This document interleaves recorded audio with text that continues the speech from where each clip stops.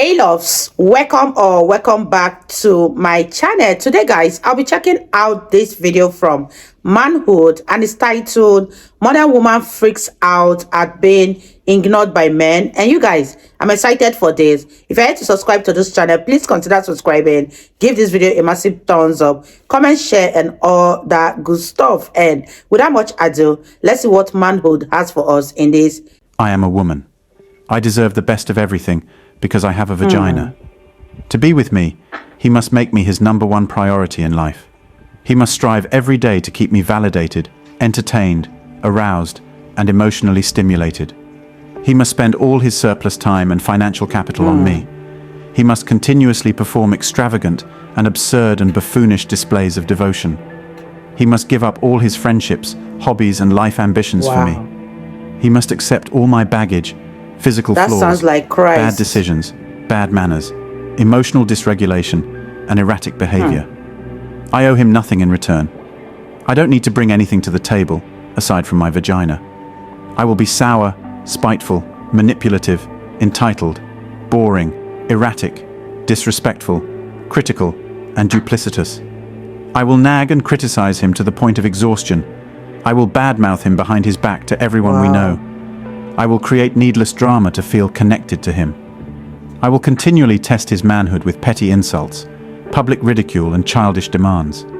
I will insist we buy a house at least twice the size of what we actually need, because I deserve it somehow. I will insist on driving the latest model luxury SUV with all the bells and whistles, because I deserve it somehow. I will insist on taking vacations every 3 months, because I deserve it somehow.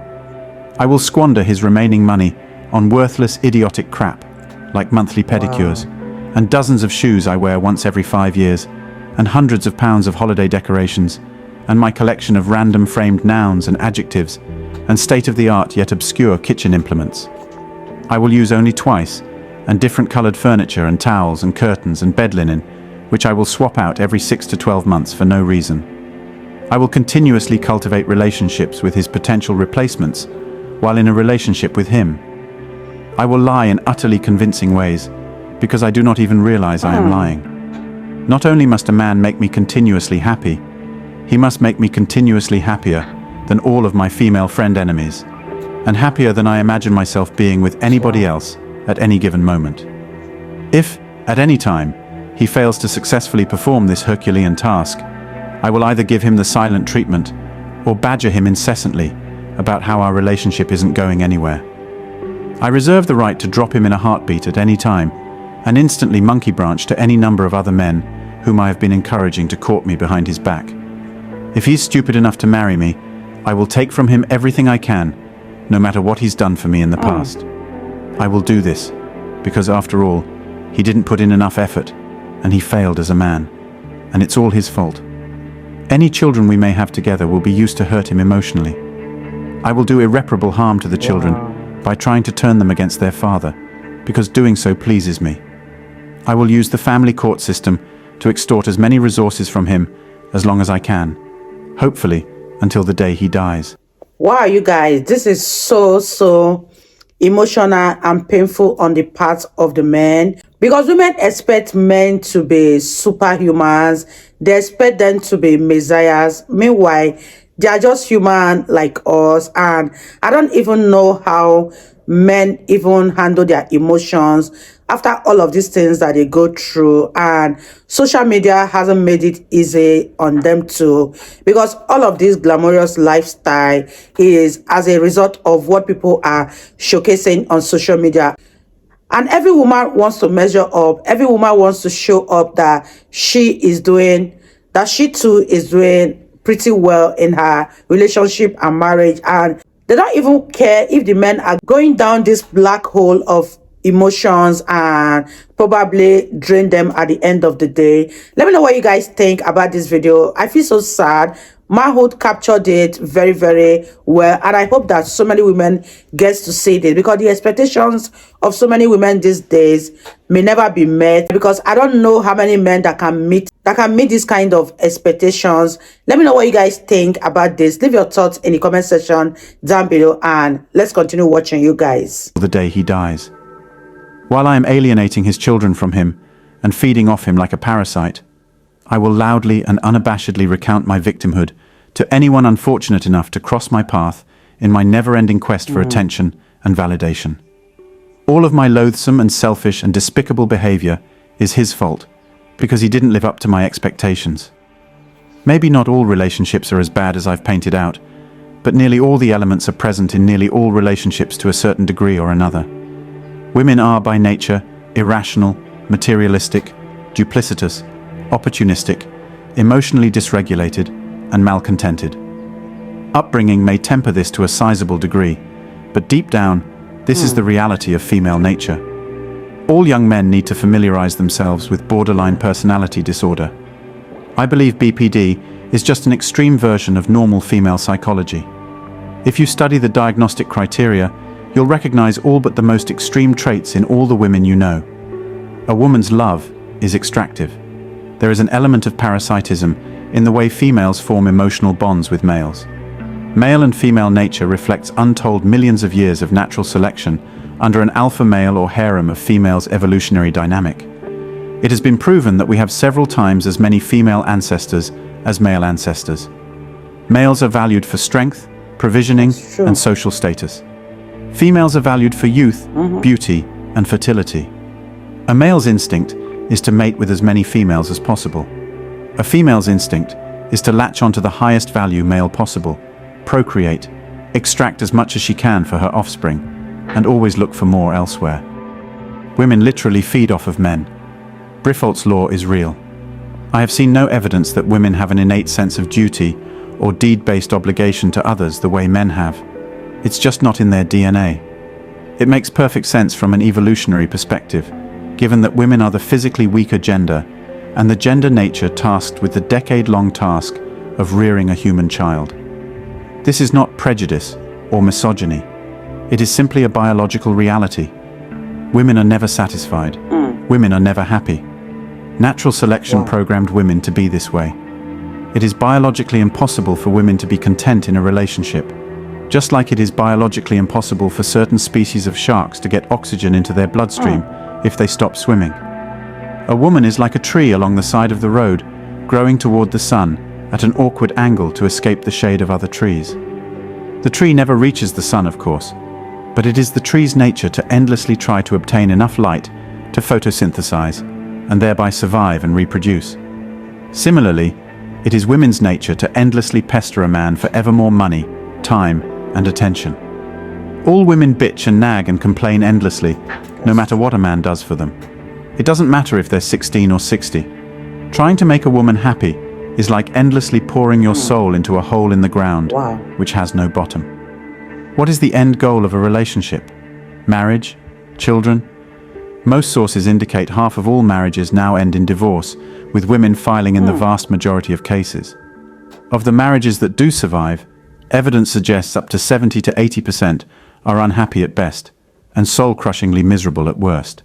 Wow, you guys, this is so deep and very, very educating. Let me know what you think about it in the comment section, and let's wrap this video up, you guys. The chances of having a happy marriage appear similar to the chances of filling an inside straight in poker. Let that sink in for a minute. A man who gets married today wagers his time, youth, children, money, future earnings, and sanity on an institution with odds so horrendously bad that every entry-level poker player knows better than to play a hand with similar odds. These odds will only get worse as older generations pass on, and memories of intact, healthy families fade away and disappear from our collective consciousness. The brutal truth is that marriage, at its core, was always a set of rules and constraints on male and female innate sexual strategies, polygamy versus hypergamy. Without these constraints, Homo sapiens would never have progressed beyond a Pleistocene-era existence. What made marriage viable in the past was 1. It was externally enforced by both law and social custom for the good of society as a whole. 2. People's access to others of the opposite gender was comparatively limited. And 3. It was necessary for the family unit to thrive, and in most cases simply survive. Yeah. Marriage was a box, and that box was the cornerstone of civilization. The rules varied, of course, but that's what marriage always was. Rules that constrained our primitive procreative instincts so we could build civilization. Lasting love, which is different from romantic love, came with duty, obligation, family, interdependence and trust, when such things were critical to our survival. Today, modern technology, birth control, abortion on demand, welfare and police states have solved all the problems marriage was designed to solve in the first place. Now, thanks to no-fault divorce, marriage only represents toil, risk, and opportunity cost for a man. Today's family court system is still an effective check on men's polygamous reproductive strategy, but it rewards women for following their hypergamous reproductive strategy. Child support and alimony encourage women to destroy families and ruin children's and fathers' lives. A modern marriage contract is nothing more than a noose around a man's neck. Children are now psychological weapons and legal means of extortion, and all women know this, and most have zero qualms about using them as such. Trying to reason with a woman you are legally bound to is like trying to reason with a man who is psychotic. It simply cannot be done. Being legally and financially at the mercy of a woman is a type of low-intensity, slow-motion horror I cannot even begin to describe. If marriage is not a binding, enforceable contract, if it is simply a voluntary endeavor where success or failure depends solely on keeping a woman continuously happy, the institution is impossible for men. When divorce became optional for every woman, at any time, for any reason, marriage and children became risk-prohibitive for every man. It is that depressingly simple. Voluntary marriage based on love is a hopelessly doomed institution. There is no historical or biological precedent for it. It simply does not work. I struggle to name more than a handful of men I know who are truly happy in their marriages after the first few years. I'm not sure I know any, to be honest. Most married men are little more than indentured servants to selfish, uninteresting, ungrateful, nagging shrews, or morbidly obese ham planets, or women whose behavior is so erratic and whose decision-making is so poor that they toil silently in abject misery in a constant state of low-grade terror, waiting for their wives to destroy them at any given moment. Even the ones who claim to be more or less happy seem only to soft, hollow, empty men who plod along slowly and silently toward the grave, like dim-witted pack mules, never again exercising agency over their own destinies. Most women are painfully uninteresting. There are no female inventors.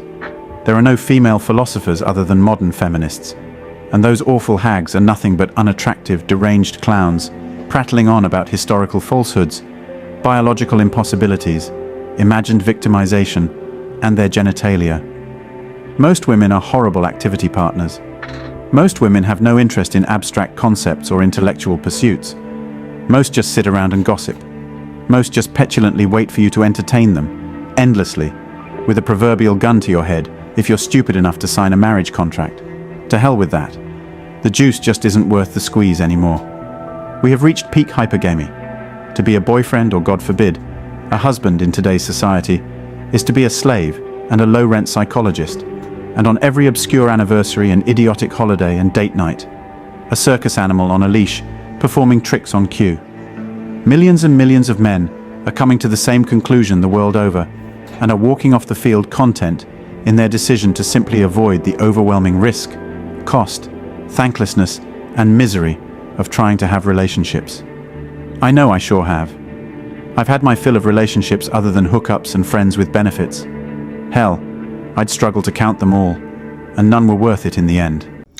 Wow, you guys, that was such an interesting video, and I'm really scared for the future because I don't know what marriage and relationship is gonna look like in 10-20 years time.